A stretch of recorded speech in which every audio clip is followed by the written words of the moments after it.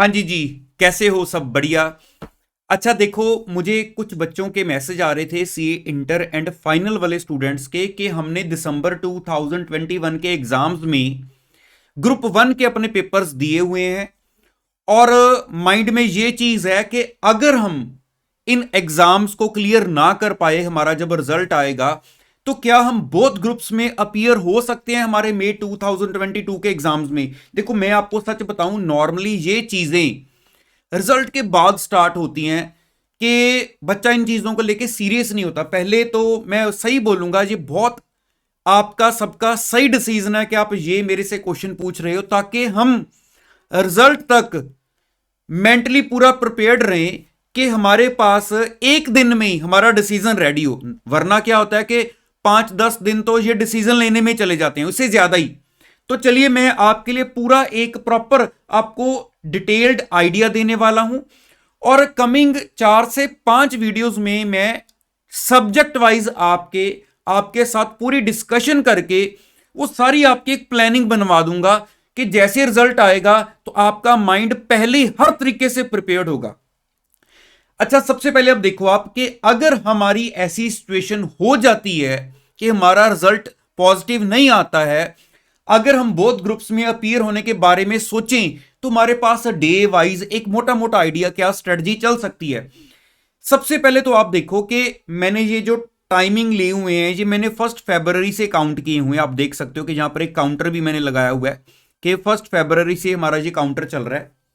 तो अगर आप ध्यान से नोट करो कि मैंने डे के 2 पार्ट बनाए हुए हैं, एक है हमारे पास 4 आवर्स का और एक है 8 आवर्स का। अब मेरी बात पहले पूरी सुनना, ऐसे कोई शेड्यूल देख के आपको समझ नहीं लगेगी अपने आप। मान लो मेरे पास 1 फरवरी को मेरा डिसीजन ये है कि मैं अपने ग्रुप वन के एग्जाम्स भी तैयार करने लगा हूं और सेकंड ग्रुप की मैं प्रिपरेशन कर रहा हूं, क्योंकि वन के मैंने एग्जाम्स दिए हुए हैं और मुझे 50-50 होप है शायद क्लियर हो जाएगा या नहीं होगा। तो हो गया तो मैंने ग्रुप टू के तो देने ही देने हैं। तो उस हिसाब से सबसे पहले तो अगर मैं 1 फरवरी से दोनों के लिए लग जाता हूं तो इसका मतलब क्या होगा कि मैंने 4 घंटे रखे हैं, क्योंकि ऑलरेडी प्रिपेयर्ड ग्रुप है, कि अगर मैं 4 घंटे डे के डिवोट करूं फर्स्ट ग्रुप को और अपने 8 घंटे डे के मैं डिवोट करूं सेकंड ग्रुप को, तो उस हिसाब से अगर हम जजमेंट करें हमारे पास कितना टाइम अवेलेबल सब्जेक्ट वाइज हो सकता है कि हमारे 4 पेपर हैं। पेपर वन को अगर मैं 17 डेज डिवोट करता हूं डेली 4 घंटे, लेकिन माइंड में रखो 1 फरवरी, क्योंकि अभी मुझे पता है 1 फरवरी को कोई नहीं लगेगा, लेकिन मैं वो भी आगे बताने वाला हूं कि करना क्या है। तो इस हिसाब से मैंने ये देखा है कि अगर हम 17 डेज ईच सब्जेक्ट को 4 घंटे रिवाइज करें हमारे 1 फरवरी ऑनवर्ड्स, तो हमारे पास जो 4 सब्जेक्ट्स 17 डेज के हिसाब से चलेंगे तो वो आप देख सकते हो कि हमारा मतलब ऑलमोस्ट 68 डेज का जैसे जो टाइम है 17 मल्टीप्लाई बाय 4 सब्जेक्ट्स, वो हमारे 17 डेज पर सब्जेक्ट ग्रुप वन को 4-4 घंटे रिवाइज करने में जाए तो इतना मोर देन सफिशिएंट टाइम है जिसमें एक बच्चा अपने ग्रुप वन को रिवाइज कर सकता है। लेकिन मेन चीज अब ये है, अभी हम ग्रुप टू को लेकर कितना सीरियस हुए हैं, है ना, सबसे बड़ी चीज ये मैटर करती है। अब इसके ग्रुप टू के ऊपर अगर आप सीरियस नहीं हो तो ये वाली वीडियो देखने के बाद सीरियस हो जाओगे, आपके सामने ही है। देखो मैंने ये एक आइडिया लगाया है कि अगर 1 फरवरी से हम सीरियस होते हैं तो 2 सब्जेक्ट्स को लेकर अगर मैं 25 दिन का टाइम रख लूं अपना, देखो 4 घंटे मेरे उधर हैं, वो मैं बताने लगा हूं। ये नहीं है कि पेपर वन को आप लग जाओगे, मुझे पता है, लेकिन वहां पे करना क्या है मैं वो आपको बताने लगा हूं। 2 सब्जेक्ट्स अगर मैं डेली 8 घंटे डिवोट कर रहा हूं, 25 दिन का टाइम मैं 2 सब्जेक्ट्स पर लगा रहा हूं, देन अगेन मैं 25 दिन का टाइम अपने 2 सब्जेक्ट्स पर लगा रहा हूं, तो उसके पास मेरे पास जो टाइम ये देखो आपके सामने है 50 दिन का निकल जाएगा। मींस 22 मार्च हमारे पास आ जाएगी जब हमारा ग्रुप टू, अगर मैं 25-25 दिन 2 सब्जेक्ट्स को ओवरऑल लगाता हूं, ठीक है, मतलब 50 दिन में हमारे 4 सब्जेक्ट्स हुए। इसके बाद देखो क्योंकि वो हमारा चल रहा है फर्स्ट टाइम, इसमें हमारा रिजल्ट भी आना है उस टाइम में, है ना, हमने मन को बैलेंस करके अगर रिजल्ट नेगेटिव आया तो वन को भी पकड़ना है। तो 50 दिन मैं बोलूंगा कि ऐसा नहीं कह सकते कि बहुत खुला डुला टाइम है, एक लिमिटेड टाइम ही है। उसके बाद मैंने ये रखा है कि ये 50 दिन लगाने के बाद हमारे पास ये मैंने 18 डेज को एक अलग कर दिया है कि 50 दिन के बाद ये 18 डेज हम अपने ग्रुप 2 की रिवीजन पर लगाएंगे, जिसके साथ माइंड थोड़ा रिलैक्स हो जाएगा। अच्छा चलो ये एक 18 डेज की रिवीजन भी मिली। अभी मैं 1 पे आने वाला हूं, लेकिन उसके बाद देखोगे तो माइंड थोड़ा सा और रिलैक्स हो जाएगा। ये 2 दिन बीच में हमारे पास कुछ एक्स्ट्रा मैंने रखे हुए हैं कि अगर कुछ ऊपर नीचे हो जाता है तो।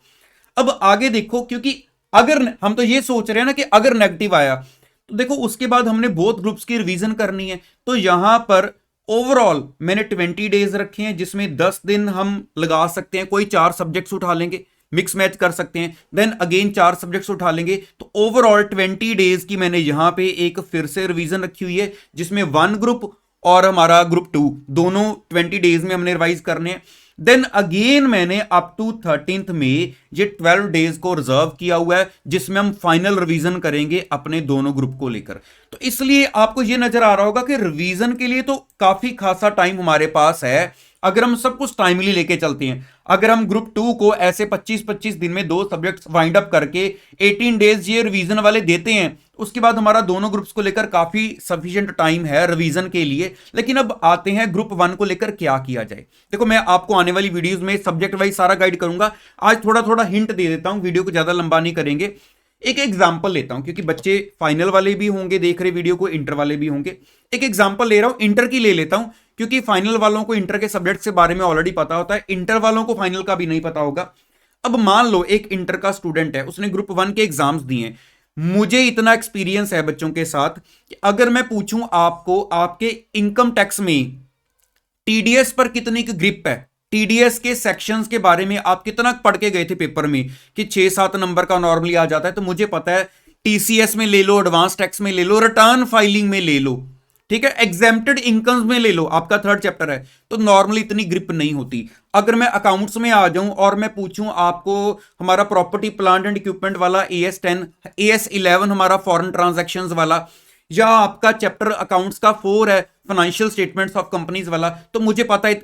अच्छा इसके अलावा ब्रांच वाला चैप्टर ले लो, मुझे पता है इसमें बच्चा हौच पौच करता है। ऐसे लॉ की बात करें, ठीक है कंपनीज एक्ट में आपने अच्छी प्रैक्टिस की होगी, लेकिन आपका इंटरप्रिटेशन ऑफ स्टैट्यूट्स है ना, उसके अलावा आपका जर्नल क्लॉजेज एक्ट, मुझे पता है ये चीजें हमारी जो हैं वो बच्चों ने इतनी स्ट्रांग लेवल पे जाके तैयार नहीं की होती। तो ऐसे ही फाइनल में भी बहुत सारे सब्जेक्ट्स होंगे, आपको पता है चैप्टर के अंदर आपको कई एरियाज में आपने छोड़ा होगा। तो अब 1 फरवरी से ये नहीं है कि हम पेपर वाइज आ जाएं, क्योंकि हमें कौन सा भी पता है कि कब, क्योंकि रिजल्ट की कोई अनाउंसमेंट हमारे पास है नहीं अभी। तो अगर हम ऐसा करें कि चलो जब तक एक आइडिया लेकर चलें कि जैसे फाइनल का रिजल्ट हम अगर होप लेके चलें कि 10 तारीख तक आता है, 15 तक आता है, अभी हमारे पास कोई डेट की अनाउंसमेंट नहीं है, तो अगर मैं ये मानूं चलो हम पहले 10 तारीख का आइडिया लेके चलते हैं, तो हम क्या करते हैं कि अपने ना सब्जेक्ट्स में से वो टॉपिक निकाल लेते हैं जिन पे हम वीक रहे हैं। ये ना सोचना कि अगर पास हो गए, देखो मैं सच बताऊं, इनकम टैक्स में अगर टीडीएस उठा भी लेंगे इंटर वाले स्टूडेंट्स या फाइनल वाले स्टूडेंट्स अपने सब्जेक्ट के हिसाब से कोई एरिया उठा भी लेंगे, यार हम सीए बन रहे हैं, हमें ये चीजें आगे भी चाहिए। तो ये नहीं है कि कल को फ्यूचर में भी हमें ये चीज को पढ़ने की जरूरत पड़ेगी, हम बोलेंगे नहीं जी ये तो ग्रुप क्लियर हो चुका है, नहीं कह सकते ना, क्लाइंट के साथ डील करना पड़ेगा। तो क्या हर्ज है अगर हम कोई अकाउंटिंग स्टैंडर्ड या अपने टैक्स को नॉलेज के लिए उठा लें। तो यहां पर मतलब हम ना अपने जो स्टार्टिंग वाले मान लो 10 या मान लो 15 दिन हम अपने हिसाब से ग्रुप 1 को कोई सब्जेक्ट वाइज नहीं, सारे सब्जेक्ट्स में कुछ वीक एरियाज निकाल के 4 घंटा लगाना शुरू कर दें अपने ग्रुप 2 के साथ साथ जो हमारा तैयार हो रहा होगा। तो जब रिजल्ट आएगा तो उसमें अगर तुम्हारा हो गया क्लियर, हम सिर्फ ग्रुप 2 के ऊपर टूट पड़ेंगे कि करो चलो उसको अब क्लियर करना है, में जो मर्जी हो जाए। लेकिन अगर नेगेटिव भी आता है तो बाकी का जो टाइम है वो हम डिवाइड कर लेंगे हमारे सब्जेक्ट्स में कि चलो हमारे जो वीक एरियाज थे वो हमने जितना पॉसिबल हुआ इंप्रूव कर लिए 4-4 घंटे लगा के, तब तक जो बाकी अब हमारा ओवरऑल काम है उसको हम बैलेंस डेज में डिवाइड कर लेते हैं। बाकी मैं कहीं गया थोड़ी हूं, मैंने तो रोज आपके पास कुछ ना कुछ माइंड में क्लैरिटी के लिए प्लान लेकर, अभी मैं इसी चीज को लेकर कम से कम 4-5 वीडियोस और लेके आने वाला हूं, आपके सब्जेक्ट वाइज पूरी क्लैरिटी करके हटूंगा। आपको अगर आपने ये चीजें पूछी थी तो बात पूरी क्लियर होनी चाहिए, लेकिन मेरे ख्याल से आज भी आपको सफिशिएंट जजमेंट होगी ना। एक बार दोबारा क्विकली दिखा देता हूं कि मैंने अगर 1 फरवरी से माना तो आपके पास 17 के हिसाब से 4 अगर हमारे पेपर के डेज देखें तो 68 डेज बन गए। उधर हमने क्या किया कि अपने 2-2 सब्जेक्ट्स ग्रुप 2 के 25 दिन और 25 दिन 50 दिन लगाए, 18 डेज मैंने छोड़े हैं आपकी वो रिवीजन के ग्रुप 2 के, देन 2 दिन एक्स्ट्रा थे, उसके बाद 10-10 दिन की रिवीजन रखी है 4-4 सब्जेक्ट्स करके, देन अगेन मैंने 12 दिन आपके रिवीजन के रखे थे। तो ये एक आइडिया है कि अगर आप बोथ ग्रुप्स के बारे में सोचोगे तो इतना आपको ये टाइम मैनेजमेंट का देखना पड़ेगा। बाकी ये देखो, ये नहीं है, अब वीडियो को वाइंड अप करने से पहले एक बार फाइनल गाइड कर देता हूं।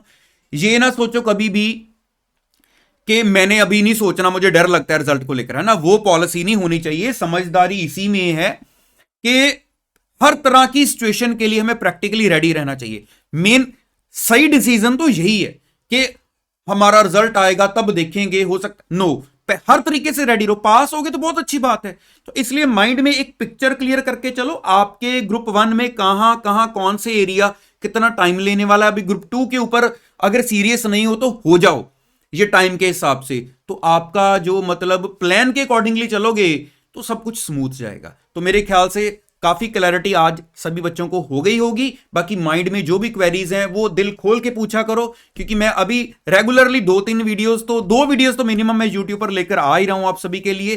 तो चलिए, ऑल द बेस्ट सभी बच्चों को, दोबारा मिलूंगा कल नेक्स्ट वीडियो में। Thank you so much.